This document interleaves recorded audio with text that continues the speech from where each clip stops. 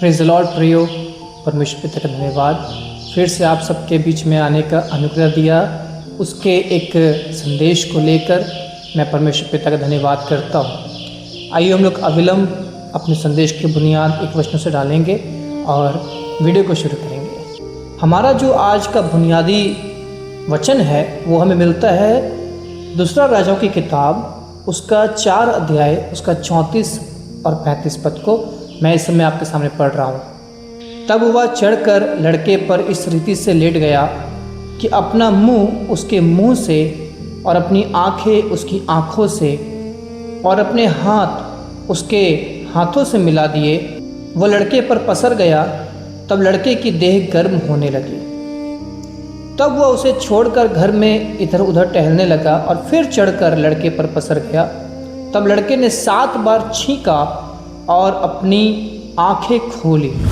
Praise the Lord. मेरे प्रियो, यहाँ पर भविष्यवक्ता एलीशा जो है वो यहाँ पर एक लड़के को, जो अपनी माँ के लिए एक वरदान के रूप में था, क्योंकि उसकी माँ बांझ थी, बहुत पैसा तो था पर वो बांझ थी, उसके पास बच्चा नहीं था। पर एलीशा के लिए जब उसने अपने घर को खोला, अपने घर के द्वार खोला, परमेश्वर के दास को इज्जत दी, सम्मान दी, उसके लिए उसकी सेवा की, तब क्या होता है, एलीशा कहता है कि तुझे एक बेटा होगा। और एलीशा के कहने के अनुसार सच में उसको एक बेटा होता है। पर वो बेटा बड़ा होने के बाद, कुछ समय के बाद जो है वो मर जाता है। और वो स्त्री जो है वो एलीशा के पास आकर कहती है, एलीशा जाता है और वो जाकर उस लड़के को जिंदा करता है। पर जिंदा करने की जो प्रक्रिया यहाँ पर है उसमें एक भेद छुपा है जो मेरे और आपके लिए है। हाँ, परमेश्वर चाहता है, उसकी इच्छा है, वीडियो को सुनने वाले हर एक के लिए आप भी मुर्दे को जिंदा करें। पर उसके लिए ज़रूरी है कि परमेश्वर के तरीक़ों को पहले पहचान लीजिए। देखिएगा वो यहाँ पर क्या कर रहा है।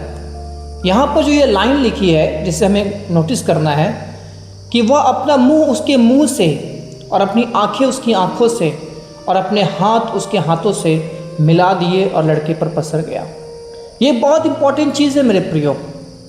ये लाइन, ये वाक्य, ये वचन बताता है कि एलीशा, बहुत लोग इसको इस प्रकार से इंटरप्रेट करेंगे कि एलीशा के शरीर में, एलीशा के देह में अनॉइंटिंग था और उस अनॉइंटिंग को वो इम्पैक्ट कर रहा था उस लड़के के ऊपर।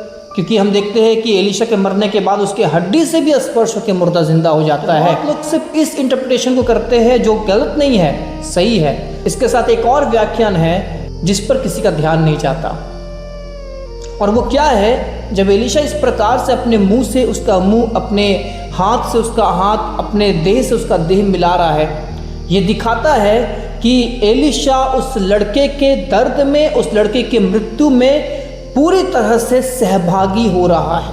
उसका चेहरा से अपना चेहरा मिलाना, उसके हाथ से अपना हाथ मिलाना, उसका सब कुछ अपने साथ कर लेना, उसके दर्द को अपने ऊपर उठा लेना, उसकी मृत्यु को अपने ऊपर उठा लेना, उसके उस दर्द की गहराई में जाकर उसको समझ पाना, ये कर रहा है एलीशा।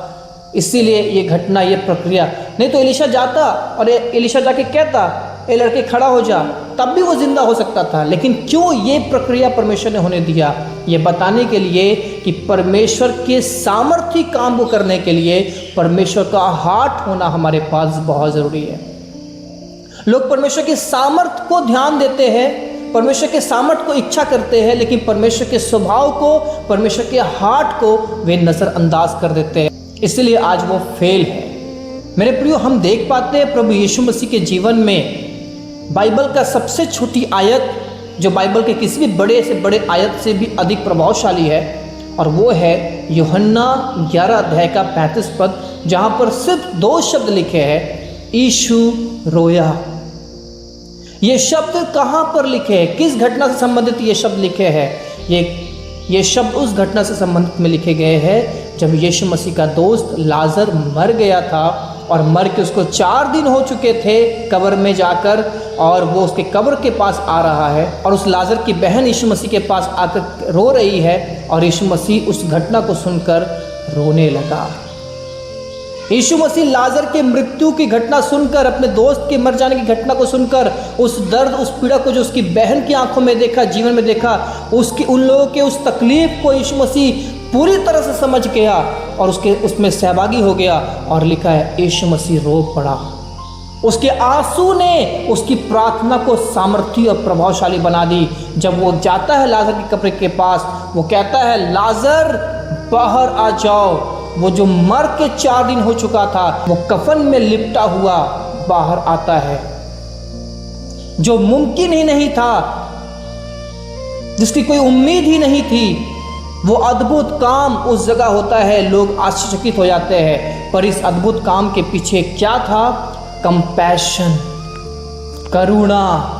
उसके उस दर्द को, उनकी उस स्थिति को यीशु मसीह ने समझा, उसको अपना बनाया।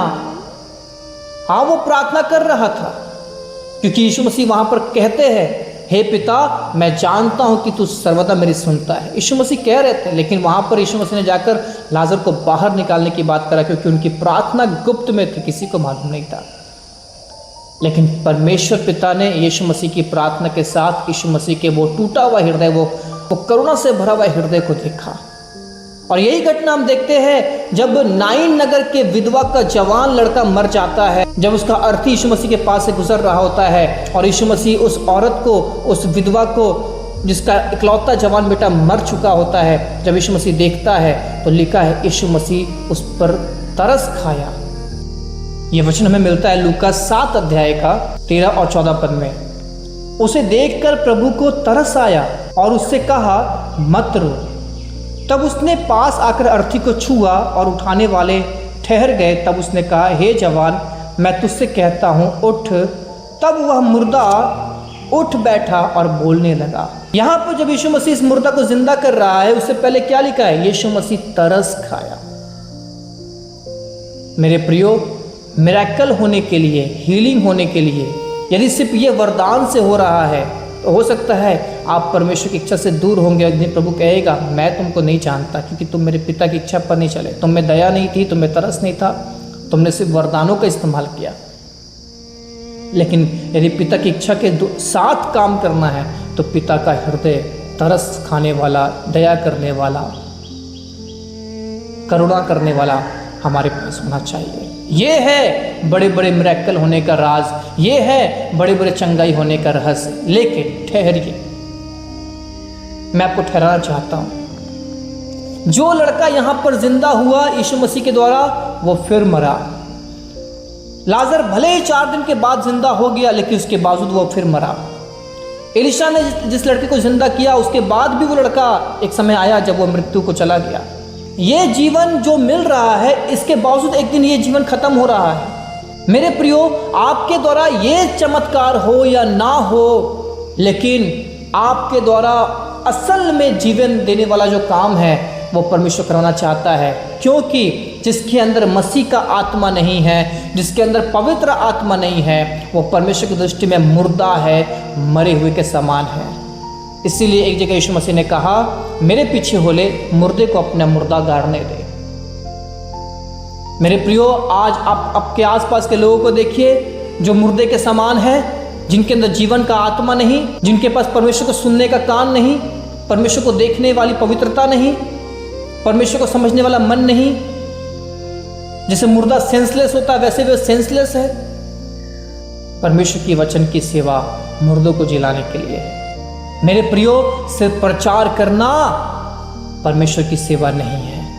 सिर्फ चिन्हों चमत्कारों की बात करना और चिन्हों चमत्कार करना परमेश्वर की सेवा नहीं है। परमेश्वर की सेवा को हम यीशु मसीह के जीवन से समझ सकते हैं और उनके बाद शागिर्दों के जीवन से समझ सकते हैं। प्रभु यीशु ने कहा पतरस से, यदि तू मुझसे प्रेम करता है तो मेरे मेमनों को चरा। और फिर प्रभु यीशु मसीह कहते हैं, यदि तू मुझसे प्रेम करता है तो मेरे मेमनों की रखवाली कर। नीति वचन में कहता है, अपनी भेड़ बकरियों के झुंड की देखभाल कर, उनकी दशा जान, उनका ख्याल रख। यदि हमारे अंदर दया नहीं है, हम दूसरे के दुखों को समझ नहीं पाते, हम दूसरे के कष्टों को समझ नहीं पाते, परमेश्वर के हृदय का दर्द हमारे हृदय में नहीं महसूस होता, लोग पाप में मर रहे हैं और हमारे हृदय में जलन नहीं है, लोग बिना यीशु के जीवन जी रहे हैं, इसको देखकर हमारे अंदर पवित्र ईर्ष्या उत्पन्न नहीं हो रही है। हम सेवा नहीं कर सकते, हम सेवा नहीं कर सकते। दया के बिना सेवा नहीं है, करुणा के बगैर सेवा नहीं है। चंगाई और चमत्कार मात्र एक काम नहीं है, लेकिन ये प्रभु यीशु मसीह का प्रेम है उसके लोगों के प्रति कि वो उन्हें चंगा करता है। इसका मतलब ये है जो व्यक्ति चंगा हो रहा है उसको यीशु मसीह ये बताना चाहता है कि मैं तेरे दर्द को पहचान रहा हूँ, औरों से अलग और औरों से बेहतर, इसलिए मैं तुझे चंगा कर रहा हूँ, ताकि वो प्रभु यीशु मसीह को पहचान सके, वो प्रभु यीशु मसीह को प्रेम कर सके उसकी दया और उसकी करुणा के कारण। यीशु मसीह को प्रकट करने की जिम्मेदारी आज मेरी और आपकी है, लेकिन एक कठोर मन लेकर, एक स्वार्थी मन लेकर, एक लालची मन लेकर, एक कपट मन लेकर हम प्रभु यीशु मसीह को प्रकट नहीं कर सकते, ना ही हम प्रभु यीशु मसीह की सेवा कर सकते हैं। जांचें अपने आप को, आप प्रभु यीशु मसीह की सेवा किस तरह से कर रहे हैं। मुर्दे जिलाने का रहस्य यहाँ पर एलीशा दिखाता है। एलीशा उसकी मृत्यु में सहभागी हो गया। संत पौलुस कहते हैं गलातियों 6:17 में, कोई मुझे दुख ना दे, मैं मसीह की घाव को अपने शरीर में लिए फिरता हूँ। पौलुस कहते हैं मैं सेवा मसीह के पैटर्न पे कर रहा हूँ। मसीह हमारे पापों के लिए क्रूस पर मर गया, मैं तुम्हें तुम्हारे पापों से फिरने के लिए, मसीह की ओर फिरने के लिए मृत्यु, जोखिम, कष्ट, तकलीफ सब कुछ सह रहा हूँ।